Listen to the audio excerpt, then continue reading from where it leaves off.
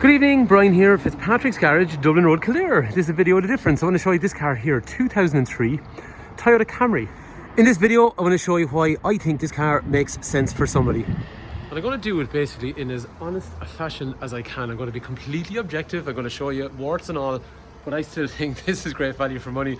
And nobody believes me, but I actually think it is. That's because I do have a bit of a thing for a big, comfortable saloon car like this. Because they just don't make cars like this anymore. This is just a big luxury, and it's not even like a high-end luxury, but it is luxury. It's luxury from the point of what Toyota think luxury is. It's just a big, comfortable bruiser of a car. And at the price point that I have it at, this is why I think it actually makes sense money-wise. I mean, yes, of course, the road tax is 1,034 euros for the year, which immediately for some people are going to look at, that is almost worth what the car is actually worth itself. Exactly. But that's the thing about it. But here's the thing, right? You can go buy any of these cars like these Mercedes and stuff like that, right? And I still think that's actually a more comfortable, softer car to drive on the road. Guess what? That car's worth the same in 3 years' time, 5 years' time.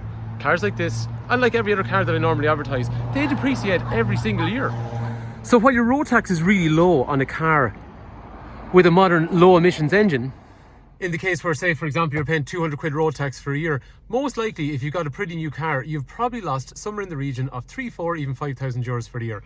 In this car, yes, you have shedded out 1,000 euros to tax the car for the year. Guess what though? You've lost nothing, 0 euros. The car is still pretty much worth the same every year after that. Anyway, this one in particular has some road tax till the end of the summer. So if somebody's looking for a car to even use as a stopgap, you've got a car that's actually ready to drive away with road tax, and it's also got an NCT till the end of the summer as well. And again, staying on the idea of running costs, this 2.4 engine, that is an extremely reliable unit. The gearbox is extremely reliable, so when it comes to running costs in terms of maintenance and repairs, it's going to be a pretty straightforward car to run during the year. Now again, there's going to be some people going, but I don't want to drive an old car that's 03, and do you know what, if you don't, then don't. This is not the car for you. But if you're somebody that's going, do you know what, I actually don't see the merit in buying a brand new car. I get it. Look, we have a family at home. We need a pretty new car. Car like this, if I was single, or if I just didn't care, or if I needed a second car in the house, this is such a winner. Or even somebody that just needs a temporary stopgap for the moment. This car, it's taxed and tested. Insure it, drive it away. And that's why I think it's great value for money. As far as I can see, cars like this, they've lost as much as they're going to lose. They're pretty much depreciation proof.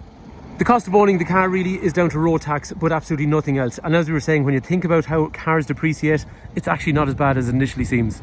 And the other thing with this car, I think there has to be somebody out there that likes Camrys. From what I remember, there's always somebody that likes a big old Toyota like this. So there is some Camry fans as well, so maybe this is a car that's a nice, genuine one. It's got all the original books, it's got the touch-up kit that came with it, it's got 2 keys, and it's got the old school alarm, 2003 style. Not sure if anyone's copped it yet, but you might have seen this car has a cloth interior. Right, yes, I know when it comes to luxury, everyone prefers leather, but do they though? But do they really, right? Because at this point, you obviously aren't that worried about how the inside of the car looks when you're buying a car at this price point. Well, actually, no, to be fair, this interior, right, mint, and I hate using those crap cliche words. It's so tidy, the interior in this car. But that's the thing. It is way more comfortable at this point, right? It doesn't show any wear. This leather's cold, right? During the winter, leather is not nice to sit on. This is nice and comfortable all year round. It feels really comfortable and it looks really pretty as well. That's just me. Maybe I'm an idiot. Maybe there's somebody, if you're still watching, you're screaming at it going, oh my God, that's such a sales pitch. No, genuinely, I actually prefer cloth in a car. Especially on a car like this, because it's not like the modern ones. Look at how deep the fibers are compared to what you have in a modern car.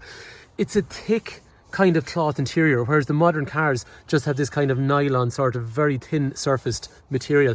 This is big and comfortable. And the whole thing, when it comes to size in a car like this, if you do have this car as a family car, right, genuinely, that is how I sit. This is definitely one of the biggest cars I've sat in a long time. So headroom is pretty good. It's okay. It's not brilliant, but it's okay. But the legroom is really phenomenal. This is such a comfortable car. And cars back from this, right, the pillars like these, they're not as wide. So much more light comes in. So when you're looking around, you just feel like you have much more visibility in the car all the way around. So it's a nicer place to be. And the same materials up in the doors, and then the doors have these stylish, they're ashtrays. Right, okay, ashtrays back there. Electric through windows, little handle in here, and this sort of veneer wood sort of finish. Big seats in the front, as we're going to see in a minute. Ventilation along through here. This is an aerial. So the only fault this previous owner reported on the car is the aerial doesn't retract. So what he's ended up doing is he's bought a brand new aerial, but that doesn't fix the problem because the motor within the aerial. So if you're buying the car, This aerial does not retract, so the motor needs replacing. That means you got to do a hand wash on it. You can't go through a car wash with a roller. So as you're seeing though, the new aerial's there. Get a motor and you're laughing. Right, okay, in terms of bodywork, to be fair, for the year of the car, it is straight down the sides. The rear bumper has some scuffing and damage over through here. And then round on the other side, left hand side, again, black car, considering the year of the car, little car park dent as you can see right in the middle of the door there, and there is a small patch on the arch down along here where there is some rust initially, but this is a 2003 car, so it's part and parcel of a car like that. Anyway, on the front, onto the front bumper, some stone chipping on the bumper, and then there is a scuff along the front right hand corner of the bumper. If you're buying the car to keep it, the wheels would look a lot better if they had a refurb, because I'd say they've never been refurbed. Some of that brake dust does build up over time and it starts to eat away at the paint on the wheels, but other than that, very, very presentable on the outside for a 2003 car. And the boot is so ridiculous on these cars. Think about it this way, look at that for a boot. Like, it's just absolutely massive. So you got a massive boot, you got a massive passenger area in the rear, in a car that basically doesn't depreciate every year. I'll tell you, there is merit to the economics of driving a car that doesn't depreciate. That's why I'm so enthusiastic about it, and I genuinely mean this. I do find this more comfortable than some of the modern SUVs that people buy. But this car's only going to suit someone in particular. You have to look at it the way I look at it, and if you do, then this car is going to make a lot of sense to you. Moving into the front, the driver's seat and passenger seat, super comfortable. Like, I mean, even in terms of wear, right? Yeah, there's a little bit of creasing along through there, but overall, I'd actually go as far as saying I think it's in really nice condition. Big armrest up through the centre, more veneer. And after that then, the car has got a Bluetooth kit, which appears to work. After that then, you've got cruise in through there, and you have auto lights, you have auto wipers, and the car has travelled about 161 or so thousand miles, and then you have these nice big clocks. Car drives really well. But to be critical on it, there is full lock left, full lock right. You can definitely hear clicking in the CV joints or whatever that is, so they're going to need to be done at some stage if you do buy it. But it's still completely usable, and there is a chip in the screen, not quite in your driver's eye line, so your driver's eye line is here. The chip is over through there. Down through the centre then, you got radio and CD, and after that then, climate control in through here. Automatic shifter, and again more veneer with some storage in through there. In terms of servicing, the car is due service at 166, which is about 5,000 miles time, or the 18th of July 2020. Rightio, I think we'll take her for an owl spin. D2 and L. What's that? Drive back into second and then low or something? I'm really not sure on gear sticks like that because I don't have much experience on them. The seat, I tell you, man, it is so comfortable. I really, honestly, cloth is so much. I don't know why everyone's so obsessed with leather. Like, cloth is way nicer. One of my friends has ordered a Lexus out of Japan, like an old Celsior, which is like a Nellis 400, and it's like 30 years old, and it has a cloth interior. Winner, way nicer than leather. Right, yo, so let's floor it 0, 20, 30, 40, 50. As I'm driving it on the road here, what can I feel? Shifter, in terms of the gearbox, that's doing exactly the way I would expect it to work. The steering is wallowy but I'd say that's just the way they were at the time. But it doesn't feel like there's anything wrong with it. I would just imagine that's the nature of them. But it's nice and light and comfortable. Geez, this is a lovely car to drive. This is so nice. You see, it's just nothing like a modern car. That's what I like about it. It's just old school. It's nice and comfortable and mechanical and straightforward. And anyway, come try it yourself. I think it is very nice to drive.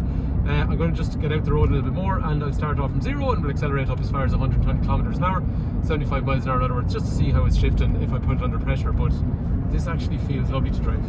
Actually, while we're at it, I'd better set cruise. Yes, that works. Cancels, that's fine. Heating's working. Radio is working. Lights, auto lights have come on there. Everything's working on the power kit. I'd be really surprised if the power kit still works, because then things give up after a while. But from what I can see, yeah, it seems to be working still. Yeah, okay.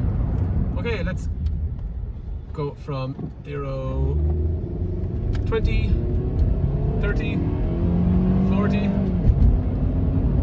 50. It's not that fast actually. 60. I mean, it's quick, but it's 2.4 petrol at 17 years old. What do I expect? But actually, no, it shifts perfect. It drives good. It sounds okay. I'll just show you what it's like to accelerate from the clock's point of view. The suspension is like wallowy and soft and stuff, and like car reviewers and all that kind of stuff give out about that. I think it's nice. It's actually really, there's nothing wrong with it. That's just the way they were at the time. It's so comfortable and smooth.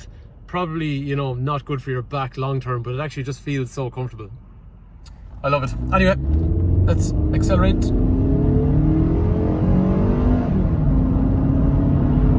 Yep, that is absolutely fine. 60, no, it's quick enough actually. And up to 75, and that's it. Oh yeah, this is so comfortable. Anyway, so if you want a comfortable car that's big and it's got a good engine and it's automatic, and okay, the road tax is savage, unfortunately, the €1,000 a year, but it is mitigated by the fact that this car does not depreciate because it's already depreciated as much as it can. This is what I'm saying to you. This is the economics. That's what I think. This is actually great value for money. If you want a car that does all that but doesn't lose any value, it's going to cost you €1,000 every year. That is €3 per day. €3 every day. That's what it's going to cost you to run a car like this. Which most certainly begs the question, why would you actually buy a brand new car? Look, there's lots of reasons to buy a brand new car or a newer car or whatever. I know I'm trying to put it into a certain context, but I hope you now see the merit and why a car like this, why it's even got a high road tax rate. £3 a day, it ain't actually that bad so it's not to run compared to what you lose in a more modern car. There's a million reasons you should buy newer cars, absolutely, but I just think for a big, comfortable, nice car to drive, it's a cool yoke, I think that's why it's brilliant value. Anyway, if you want to know more about the car, if you want to see it, if you want to come take it away, 086 843 1945. Brian is my name, Fitzpatrick's Garage, Dublin Road, Kildare. Can't put a warranty at the price point it's on. This is literally, you are driving it away. Any inspection is welcome. Bring whoever you want, put on whatever ramp you need. No problem, look around it. And if you're comfortable, take it away. Anyway, thank you for taking time to watch.